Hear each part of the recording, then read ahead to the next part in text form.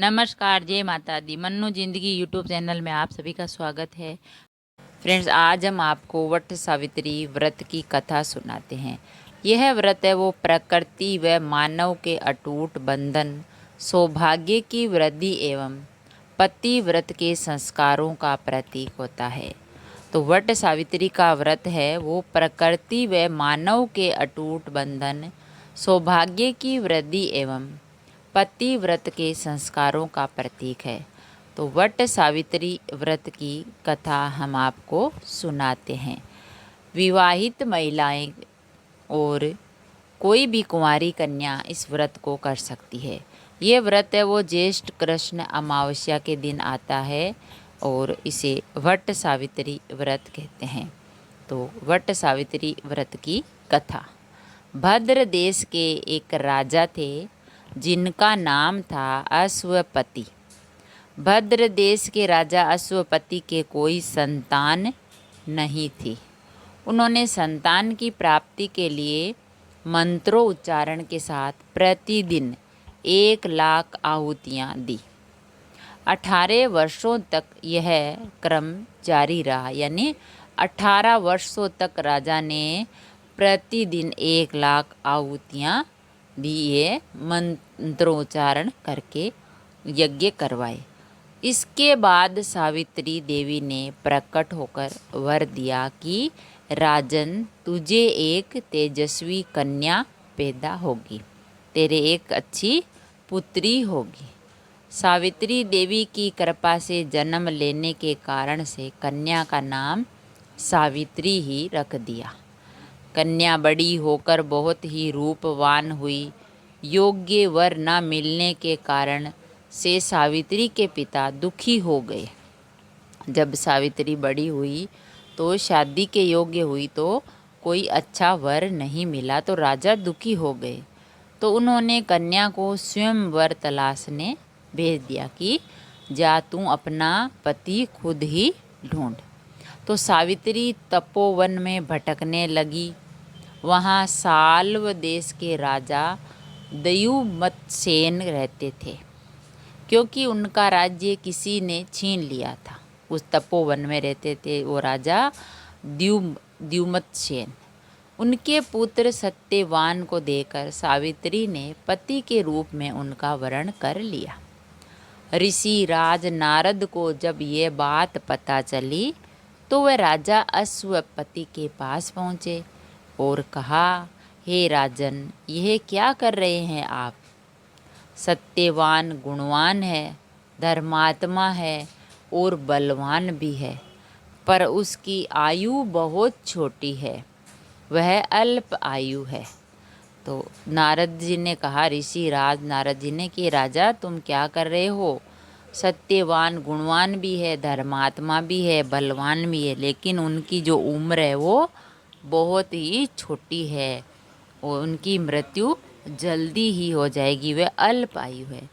तो 1 वर्ष के बाद ही उसकी मृत्यु हो जाएगी। तो ऋषि राज नारद की बात सुनकर राजा अश्वपति घोर चिंता में डूब गए। सावित्री ने उनसे कारण पूछा कि पिताजी, आप इतनी चिंता में क्यों हो? सावित्री ने सोचा, भाई क्या हुआ पिताजी को? तो राजा ने कहा, पुत्री, तुमने जिस राजकुमार को अपने वर के रूप में चुना है वह अल्प आयु है। तुम्हें किसी और को अपना जीवन साथी बनाना चाहिए। इस पर सावित्री ने कहा, पिताजी, आर्य कन्याएं अपने पति का एक बार ही वरण करती है। राजा एक बार ही आज्ञा देता है और पंडित एक बार ही प्रतिज्ञा करते हैं और कन्यादान भी एक बार ही किया जाता है। तो सावित्री हठ करने लगी और बोली, मैं सत्यवान से ही विवाह करूंगी। तो राजा अश्वपति ने सावित्री का विवाह सत्यवान से कर दिया। सावित्री अपने ससुराल पहुंचते ही सास ससुर की सेवा करने लगी। समय बीतता चला गया। नारद मुनि ने सावित्री को पहले ही सत्यवान की मृत्यु के दिन के बारे में बता दिया था। नारद जी ने वह दिन जैसे जैसे करीब आने लगा, सावित्री अधीर होने लगी। उसको चिंता होने लगी कि अब मैं क्या करूँगी। तो उन्होंने 3 दिन पहले से ही उपवास शुरू कर दिया। नारद मुनि द्वारा कथित निश्चित तिथि पर पितरों का पूजन किया कि नारद जी ने कहा कि तुम्हारे पति के अब 3 दिन बाकी है, तो उसने व्रत करने शुरू कर दिए, उपवास करना शुरू कर दिया और पितरों का पूजन करना किया। हर दिन की तरह सत्यवान उसी दिन भी लकड़ी काटने जंगल चले गए। साथ में सावित्री भी गई। जंगल में पहुंचकर सत्यवान लकड़ी काटने के लिए एक पेड़ पर चढ़ गया। तभी उसके सिर में तेज दर्द होने लगा। दर्द से व्याकुल सत्यवान पेड़ से नीचे उतर गए। सावित्री अपना भविष्य समझ गई। उसको पता चल गया कि इसकी मृत्यु अब नज़दीक है। तो सत्यवान के सिर को गोद में रखकर सावित्री सत्यवान का सिर सहलाने लगी। तभी वहाँ यमराज आते दिखे। यमराज अपने साथ सत्यवान को ले जाने लगे। सावित्री भी उनके पीछे पीछे चल पड़ी।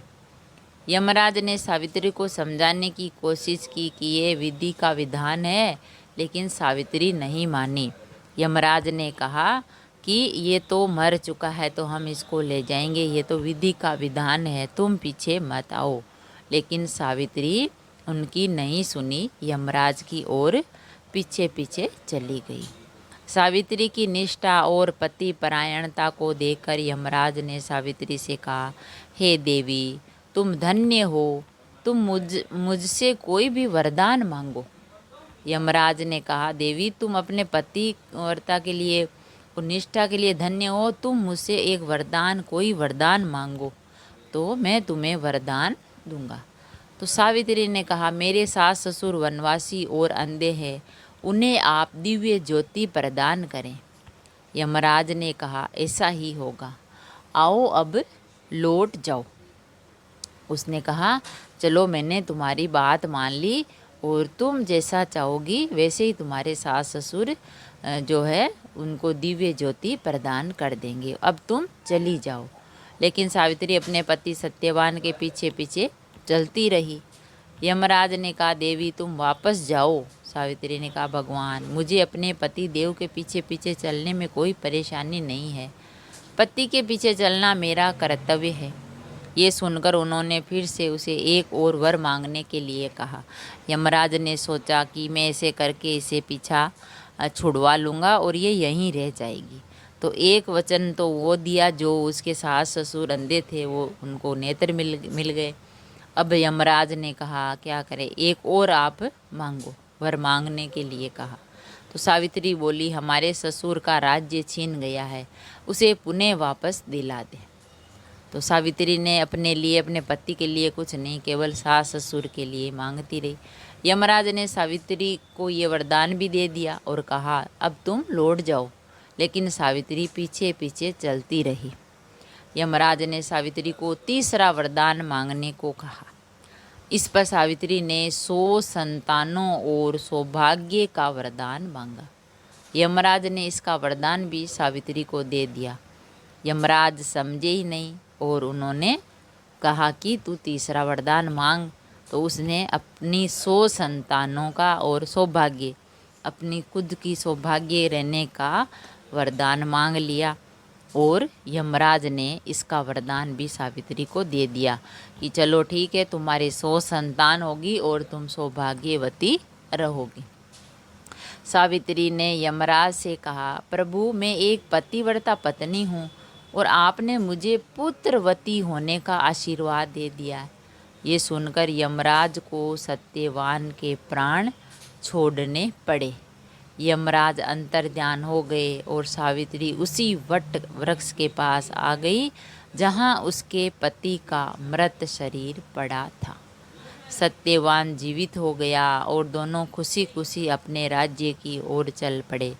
दोनों जब घर पहुँचे तो देखा कि माता पिता को दिव्य ज्योति प्राप्त हो गई। इस प्रकार सावित्री सत्यवान चिरकाल तक राज्य सुख भोगते रहे।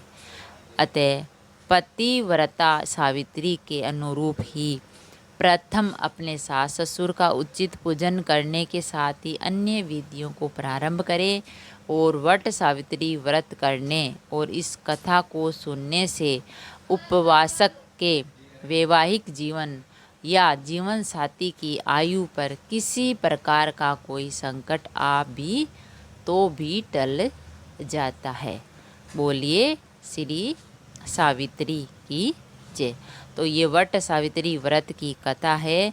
तो फ्रेंड्स, सावित्री इतनी निडर थी, कठोर थी कि वो अपने पति को बचाने के लिए यमराज के भी पीछे पीछे चली गई और यमराज ने उसके सास ससुर को दिव्य ज्योति दी, उनका राज्य दिया और उसके पति को भी जिंदा किया।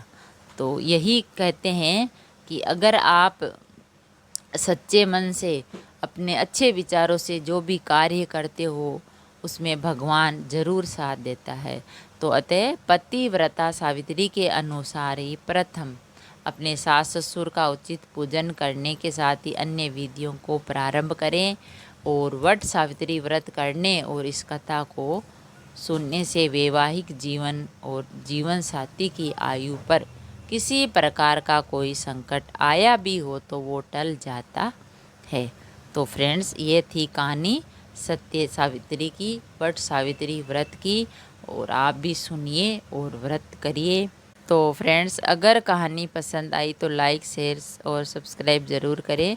ऐसी ही कहानी और कथा सुनने के लिए, जानने के लिए चैनल को सब्सक्राइब करें। थैंक यू, धन्यवाद।